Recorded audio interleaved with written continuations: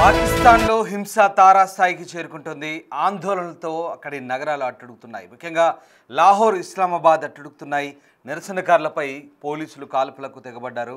కాల్పుల్లో ఇప్పటివరకు 12 మందికి పైగా నిరసనకారులు మృతి చెందారు. వందల మందికి తీవ్ర గాయాలయ్యాయి. 2 రోజులుగా పాకిస్తాన్ ప్రభుత్వానికి వ్యతిరేకంగా తెహ్రీక్ లబ్బైక్ పాకిస్తాన్ ఆందోళన తీవ్రతరం చేస్తుంది.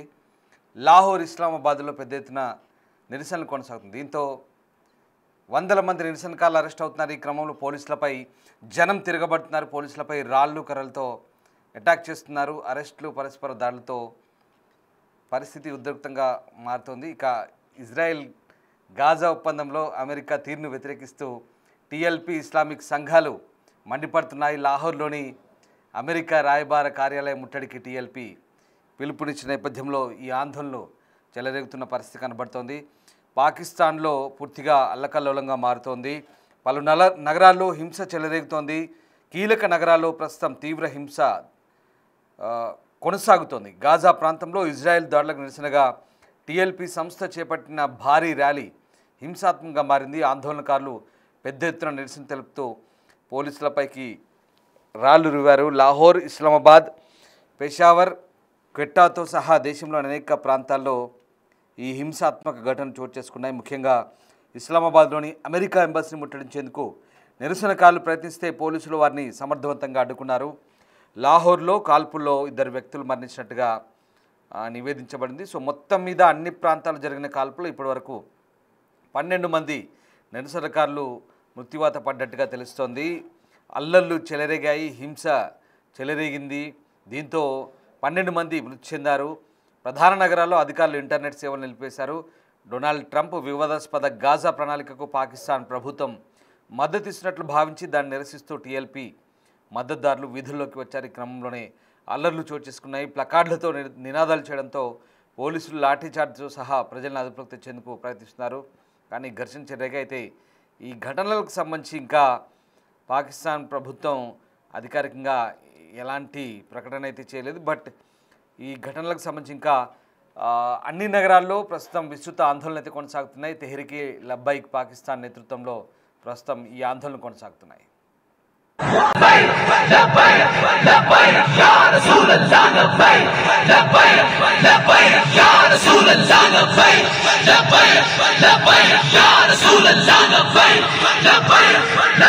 के दरमियान मौजूद हैं। रेंजर की शदीद गोलियों और शेलिंग, पंजाब पुलिस की तरफ से फायरिंग,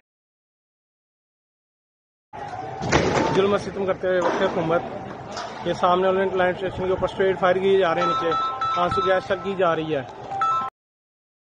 गोलियों से, तुम्हारी गुंडागर्दी से हरगिज नहीं रुकने वाला। अपने शोहदा के साथ हम अपनी मंजिल की तरफ जा रहे हैं।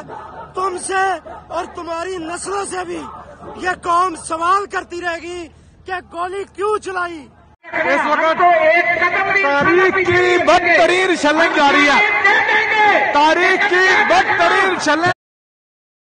తీవ్రవాద Islamic party Tehreek లబ్బైక్ Pakistan TLP నిర్వహించతలపెట్టిన లబ్బైక్ Aqsa million March నిరసనను అడ్డుకునేందుకు ప్రభుత్వం కట్టుదిట్టమైన చర్యలు చేపట్టిన నేపథ్యంలో ఇస్లామాబాద్లో జరిగిన అల్లర్లలో ఒక్కసారిగా పోలీసు కాల్పులు చోటు చేసుకున్నాయి.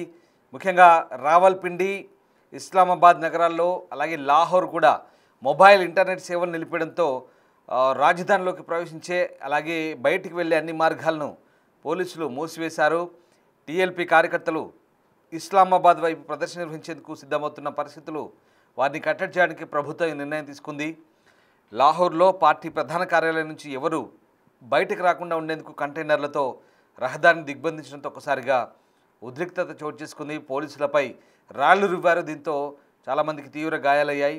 ఇక పాలస్తీనాకు మద్దతుగా ఇజ్రాయెల్కు వ్యతిరేకంగా చేపట్టిన ఈ ఆందోళనకు టీఎల్పీ మద్దతు ఇచ్చింది. ఇందులో భాగంగా ఇస్లామాబాద్లోని అమెరికా ఎంబసీ ముందు శుక్రవారం ఇజ్రాయెల్ వ్యతిరేక ప్రదర్శన నిర్వహిస్తామని కూడా వెల్లడించింది. అందుకే అక్కడ భారీగా పోలీసులు కూడా భద్రత ఏర్పాటు చేశారు.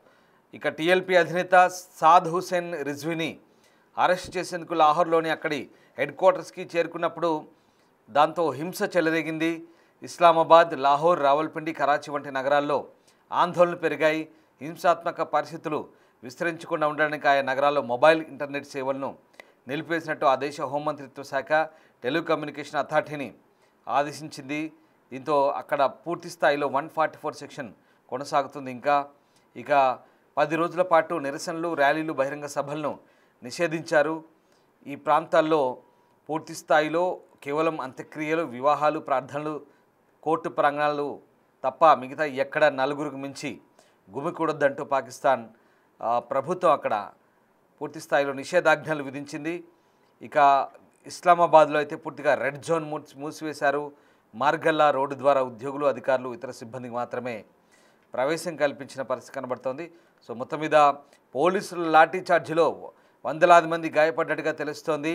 ఇక టీఎల్పీ అధినేతను అరెస్ట్ చేసేందుకు లాహోర్లోని యతీంఖానాలో అక్కడి హెడ్ క్వార్టర్స్పై పోలీసులు దాడి చేస్తే వారిపై దాడి జరిగినట్టుగా అక్కడి అధికారులు చెప్తున్నారు.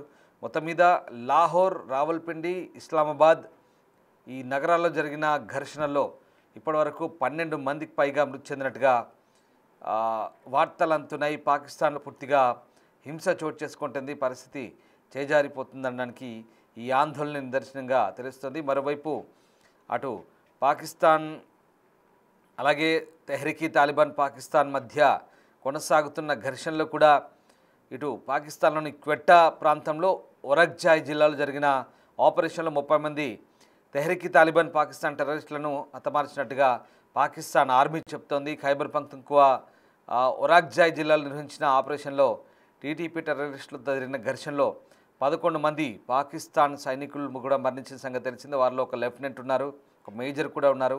ఈ ఘటన తర్వాత ఆ ప్రాంతంలో పాకిస్తాన్ ఆర్మీ భద్రతా దళాలు ప్రతీకార ఆపరేషన్ కూడా కొనసాగిస్తున్నాయి. ఆఫ్ఘనిస్తాన్ మంత్రి భారతదేశంలో పర్యటిస్తున్న తరుణంలోనే అక్కడ ఏకంగా ఆఫ్ఘనిస్తాన్ రాజధాని కాబూల్తో సహా ఇతర ప్రాంతాలపై పాకిస్తాన్ వైమానిక దాడులు చేసిన సంగతి తెలిసిందే. దీంతో ఇప్పుడు ఆ 2 దేశాల మధ్య కూడా ఉద్రిక్త పరిస్థితులు చోటు చేసుకుంటున్నాయి. ఈ 2 దేశాల మధ్య యుద్ధం తలెత్తే వాతావరణం కూడా ఉందంటూ నిపుణులు చెప్తున్నారు.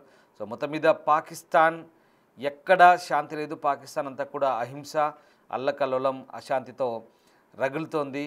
ఇంత జరుగుతున్నా వాళ్ళ ఏకైక శత్రువు టార్గెట్ భారతే అని చెప్తోంది. భారత్ విషయంలో మాత్రం వైఖరి మార్చుకోవట్లేదు. అయితే పాకిస్తాన్కు ముప్పేట ఒత్తిడి పెరుగుతుంది. పాకిస్తాన్లో అంతర్గతంగా ఆ దేశంలో శత్రువులు అలాగే బయట నుంచి కూడా అటు బిఎల్ఏ ఇటు తాలిబాన్ల నుంచి ముప్పు పొంచి ఉన్నప్పటికీ కూడా ఆ దేశ ఆర్థిక పరిస్థితి దిగజారినప్పటికీ కూడా టెర్రరిస్టులను ప్రోత్సహిస్తూ ఆ దేశం అక్కడి ప్రజలను మభ్యపెడుతుందనే విమర్శలు కూడా ఉన్నాయి.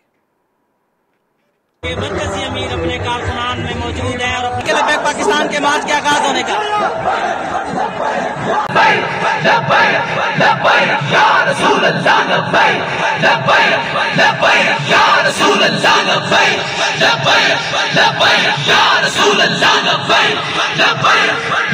के दरमियान मौजूद है भाई खुद आ चुके हैं जी अंशु भाई, शेलिंग वाली जगह खुद आ चुके हैं अंशु भाई। शेलिंग के बाद अमीर तहरीक लब्बैक पाकिस्तान